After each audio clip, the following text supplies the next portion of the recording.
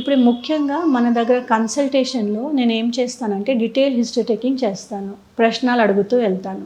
Present complaints మొత్తం head to toe with duration and with the severity, percentage of the severity.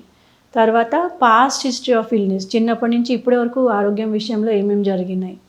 And then family genetic history. Generally ఏ doctor అడగరు, ఏ doctor time spend చేయరు, ఏ doctor counselling చేయరు, educate చేయరు. అది ముఖ్య పాయింట్స్ ఏంటంటే ఈ డిసీజ్ వెనుక ఉన్న నిజమైన కారణాలు, రీజన్స్.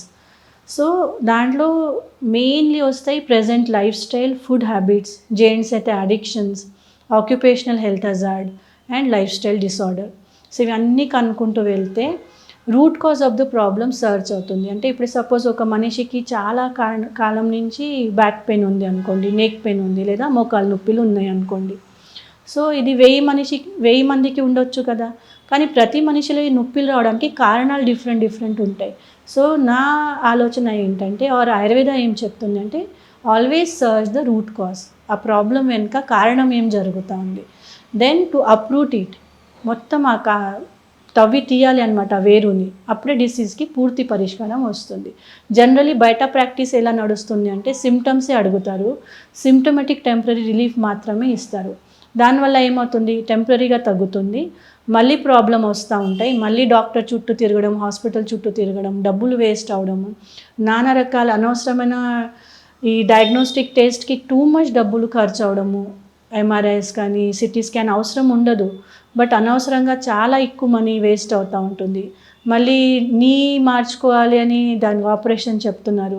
అలా అనుకుంటే మరి నడుము నొప్పి అని, మెడ నొప్పి అని అన్నీ మార్చుకుంటూ కూర్చుంటామా? కరెక్ట్ కాదు. సో దీనికి పూర్తి పరిష్కారం ఉంది. అందుకు ఈ కన్సల్టేషన్ ద్వారా ఆ వ్యాధి వెనుక ఉన్న రూట్ కాజ్ని, ఆ వేరుని వెతుకొని దాన్ని అప్రూట్ చేసి పూర్తి పరిష్కారం ఇవ్వడం జరుగుతుంది.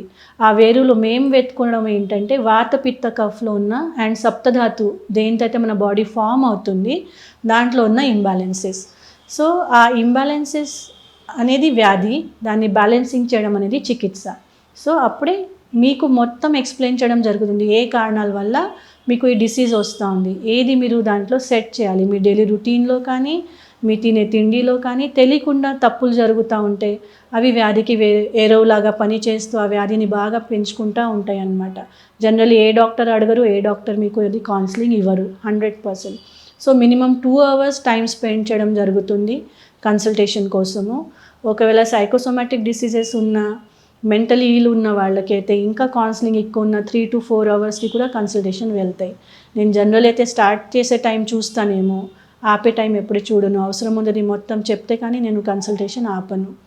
సో అలా ఈ కన్సల్టేషన్ వల్లనే మీ బాడీ టైప్ అర్థమై, మీలో ఉన్న ఇంబ్యాలెన్సెస్ అర్థం చేసుకొని దాన్ని బ్యాలెన్స్ చేయడానికి అప్పుడే ప్రాపర్ మీ బాడీ టైప్ని బట్టి, ఇంబ్యాలెన్సెస్ బట్టి పంచకర్మ చికిత్సలు, అత్యవసరం ఉన్న పంచకర్మ చికిత్సలు, అత్యవసరం ఉన్న మందులు, ఆయుర్వేదిక్ సేఫ్ మెడిసిన్స్ ప్లాన్ చేయడం జరుగుతుంది. అలా పూర్తి పరిష్కారం పొంది వెళ్ళడం అనేది ఇక్కడ జరుగుతుంది.